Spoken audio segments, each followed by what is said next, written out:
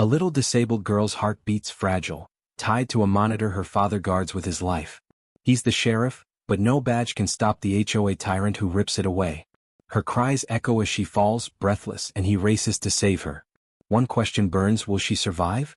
A tale of love, fear, and a father's fight unfolds. Hold your breath for what's next. Before watching the full video, comment below from where you're watching. Also like and press the subscribe button. The little girl sat by the window, her small hands resting on the table. Her name was Lily and she was only 7. She had a heart condition that made her weak, but her smile was bright, like sunshine after rain. A heart monitor sat next to her, a small box with wires that stuck to her chest. It beeped softly, counting every beat of her heart. That sound was everything to her father, Tom.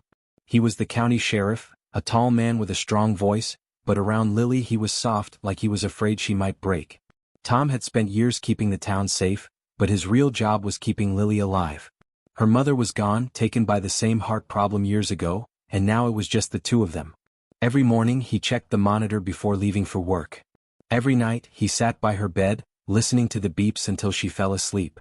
"You're my world, Lily," he'd say, and she'd giggle, her voice small but full of love. "You're my hero, Daddy."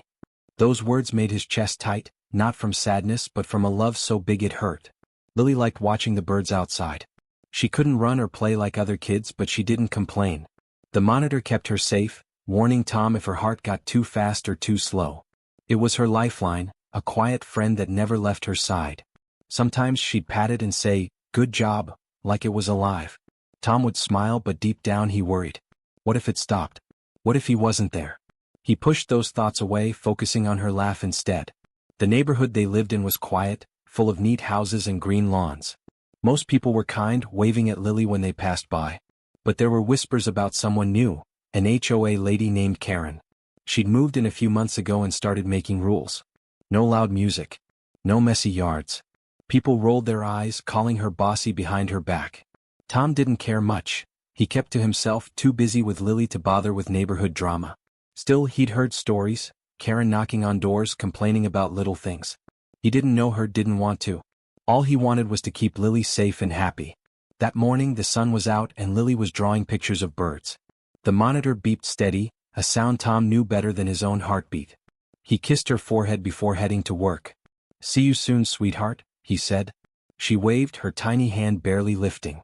He didn't know it yet, but trouble was coming. Karen had been watching, her sharp eyes on the monitor, thinking it didn't belong.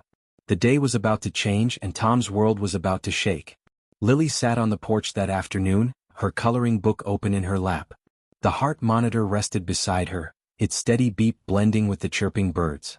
She hummed softly, happy in her little world. Then came Karen, the HOA lady, marching down the street with her clipboard. She was tall, with a tight frown and eyes that judged everything. She'd been patrolling all day, barking at people about their trash cans or overgrown grass.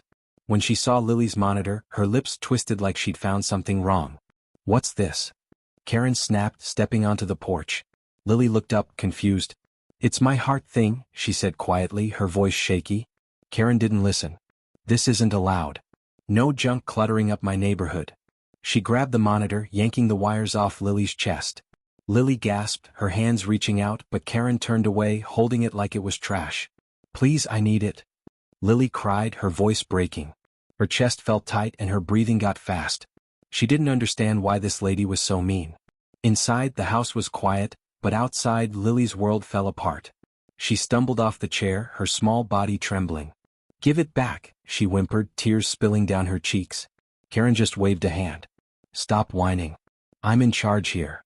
Lily's hands clawed at the air, desperate for the monitor, but she was too weak to fight.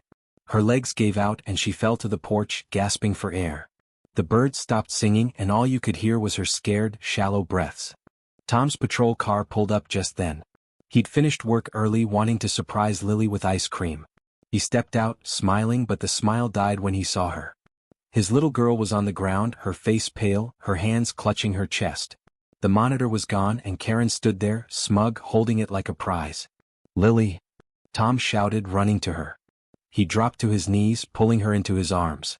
She was shaking, her eyes wide with fear. "Daddy, I can't breathe," she whispered, her voice so small it broke him. Tom looked up at Karen, his heart pounding with a mix of terror and fury. "What did you do?" he demanded, his voice low and rough. Karen shrugged. It's against the rules. She's fine. She didn't see the danger, didn't care. Tom held Lily tighter, feeling her struggle in his arms. His mind raced. How long could she last without it? Would help come in time? And Karen, standing there so proud, had no idea who he was or what she'd just done. The air was thick with fear, and all Tom could do was hold on, praying his little girl would keep fighting. Tom held Lily close, her tiny body trembling in his arms. Her gasps were weak now, each one a knife in his chest. He was still in his sheriff's uniform, the badge glinting under the porch light, but right then he wasn't a lawman. He was a father losing his world. Karen stood a few steps away, clutching the heart monitor, her face twisted with annoyance. She didn't see the danger, didn't hear the terror in Lily's shallow breaths. A small crowd had gathered, neighbors peeking from their yards, drawn by the noise. Tom's hands shook as he brushed Lily's hair back, her eyes fluttering, struggling to stay open. He couldn't wait anymore. He stood, slow and steady, his boots heavy on the porch. His voice came out rough, cracking with pain and anger. "I'm the county sheriff," he said, staring straight at Karen. "That monitor you're holding, it keeps my daughter alive." The words hit like thunder. Karen's smug look melted, her mouth dropping open. She glanced at the device in her hands, then at Lily, and for the first time, doubt crept into her eyes. But Tom didn't care about her shock. He turned back to Lily, dropping to his knees beside her. "Stay with me, baby," he whispered, his voice breaking as tears spilled down his face. He cradled her head, her small frame limp against him. Her chest barely moved, and every second felt like a lifetime. He pressed his forehead to hers, his sobs quiet but deep, the kind that come from a place too broken to name.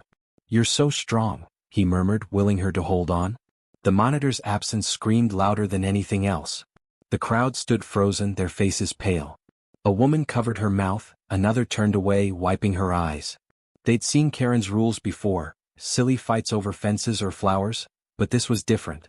This was a little girl fighting to breathe and a father who couldn't fix it. Karen took a step back, the monitor slipping in her sweaty hands. She mumbled something, maybe an excuse, but no one listened.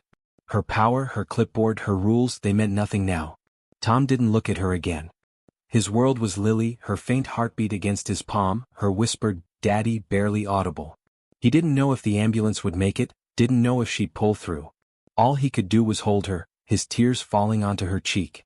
The neighbors held their breath, waiting, wondering, would she survive this? And Karen, now small and shaken, faced a question no one voiced. What would happen to her? The air was thick with silence and fear, and in that moment, everything hung on the edge. Life, love, and a father's desperate hope. The ambulance lights flashed red and blue across the street as paramedics rushed to Lily's side. Tom stepped back, his hands shaking, watching them work. They hooked her up to machines, their voices calm but quick. "She's stable," one said, and Tom let out a breath he didn't know he'd been holding. Lily's eyes flickered open, weak but alive, and he sank to the ground beside her stretcher, burying his face in his hands. The fear didn't leave though, it stuck to him like damp clothes, cold and heavy. Karen stood off to the side, the heart monitor dropped at her feet. Her face was pale, her hands twisting together. The crowd had thinned, but a few stayed, whispering, their eyes darting between her and the little girl she'd hurt. Tom stood up slow, wiping his face. He walked over to Karen, his boots loud on the pavement. He didn't yell, didn't raise a fist. Instead, he looked her in the eye and asked, soft and steady, "What if it was your child?" The question hung there, simple but sharp. Karen's breath hitched and she crumpled, sinking to her knees with a sob. "I didn't know," she choked out, but it sounded hollow even to her. Inside Tom was torn. He wore a badge, lived by rules, arrest her, charge her, make her pay. That's what a sheriff would do. But as a father, he just saw Lily's scared face, felt the ache of almost losing her. Justice felt far away when all he wanted was his daughter's laugh back. He turned from Karen, leaving her there, crying into her hands. The guilt was hers now, a weight she'd carry alone. Back at Lily's side, the paramedics let him sit with her. She was on oxygen, her chest rising slow but sure. Her hand, so small in his, gave a faint squeeze. "I'm okay, Daddy," she whispered, her voice scratchy but kind. Tom's throat tightened. She was forgiving Karen even after everything while he couldn't. He brushed her cheek, forcing a smile. "You're tougher than me," he said and meant it. Her goodness cut through his anger, leaving him raw. The neighborhood felt different now, quieter. People glanced at Karen's house, unsure what would happen next. Would Tom press charges, drag her to court? Or would her tears, her shaking hands, be punishment enough? He didn't know yet. For now he stayed with Lily, watching her breathe, grateful for every second. The trauma lingered, a shadow they'd both carry, but her hand in his was a promise, they'd face it together. And Karen? She'd wake up tomorrow alone with her conscience, wondering if anyone would ever look at her the same. Days passed and Lily grew stronger little by little. Her cheeks got some color back and her smile returned, soft but real. The hospital let her come home and Tom carried her inside, careful like she was made of glass. He'd ordered a new heart monitor, shiny and small, and set it up by her bed himself. "No one's touching this one," he said, his voice firm but warm. She nodded, trusting him completely. The ordeal had left marks, quiet moments where her eyes got far away, but her spirit held on, bright as ever. The neighborhood changed too. People stopped by with cards and cookies, leaving them on the porch with shy smiles. They didn't say much, but their support wrapped around Tom and Lily like a blanket.